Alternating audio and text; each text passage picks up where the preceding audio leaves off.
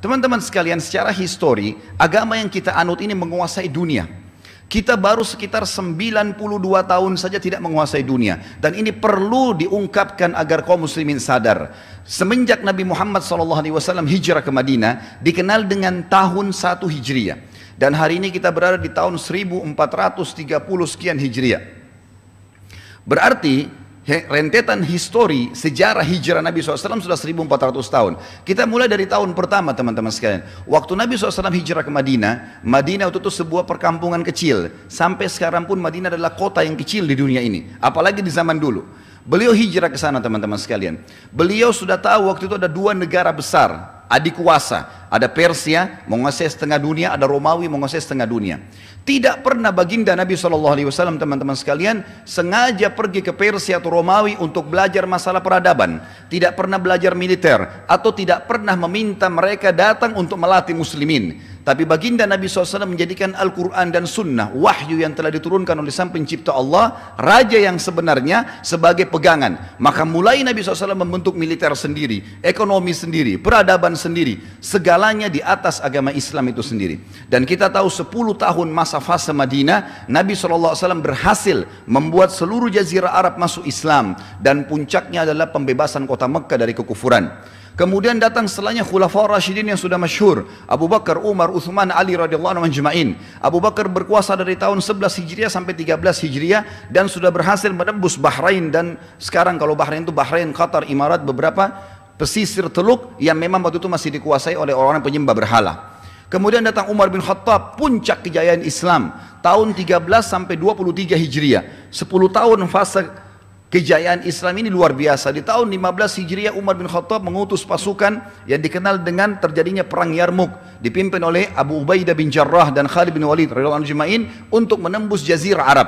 Tembuslah Palestina, Syria, Lebanon dan juga Jordania. Dan pada saat itu teman-teman sekalian, pasukan muslimin selalu jumlahnya lebih sedikit. Yang diutus oleh Umar bin Khattab 12.000 orang melawan waktu itu di utara jazirah Arab Romawi 250.000 jiwa. Jadi kurang lebih kaum muslimin cuma 5% dari jumlah pasukan kafir, tapi berhasil memenangkan peperangan. Kenapa? Karena para sahabat begitu yakin ini agama yang benar, Allah akan berikan kemenangan. Dan kemenangan bukan dari fisik, bukan dari kekuatan senjata yang ada atau hebatnya senjata, tapi bagaimana keimanan seseorang dan bertauhidnya kepada Allah Sang Pencipta. Tahun 16 Hijriah, Umar bin Khattab mengutus lagi pasukan yang lain dipimpin oleh Sa'ad bin Abi Waqqas, menembus negeri yang lain, Persia, 30.000 pasukan melawan juga 250.000 orang, dan berhasil menaklukkan dikenal dengan Perang Qadisiyah. Tahun 20 Hijriah, Umar bin Khattab mengutus lagi. Tahun 20 Hijriah mengutus Amr bin As ke Mesir, menembus Afrika Utara, Mesir, Tunis, Jazair, Maroko, sehingga seluruh Afrika terbuka Islam pada saat itu. Dan teman-teman sekalian, di tahun 20 Hijriah, setengah dunia, seluruh wilayah baratnya Jazirah Arab, wilayah Afrika, seluruh wilayah timurnya, Irak, Iran, Afghanistan, Rusia, wilayah Persia, takluk di zaman Umar bin Khattab, seluruh wilayah utara Jazirah Arab negeri Syam, dan juga Jazirah Arab sendiri, setengah dunia dikuasai oleh kaum muslimin. Pada saat itu teman-teman sekalian, Umar bin Khattab bukan orang yang memiliki ijazah militer dari Amerika atau memiliki ijazah ekonomi dari Eropa. Tidak ada pada saat itu mereka. Dan kaum muslimin belajar dari Al-Quran dan Sunnah. Umar bin Khattab orang yang baru belajar menulis dan membaca setelah masuk Islam. Sebelum masuk Islam tidak ada sama sekali pengetahuan tentang masalah menulis dan membaca. Memimpin dunia teman-teman sekalian hanya dengan wahyu Al-Quran dan Sunnah. Utsman bin Affan datang setelahnya. Dari tahun 23 sampai 37 Hijriah, muslimin sudah memiliki kapal-kapal perang di lautan di negeri Syam untuk menembus sebagian besar wilayah Eropa. Dan kita tahu Ali bin Abi Thalib radhiyallahu anhu ajma'in ini tahun 37 sampai 40 menyelesaikan masalah internal muslimin, fitnah yang terjadi lalu beliau menyelesaikannya. Dan datanglah dinasti pertama dalam Islam dari tahun 40 sampai 132 Hijriah, dinasti Umayyah. Ini dalam buku sejarah semuanya ada. Dan kita pada saat itu teman-teman sekalian memiliki kekuatan militer yang semua orang-orang non muslim ketakutan. Kalau kapal-kapal muslim lewat, gereja pun tidak berani membuncikan loncengnya.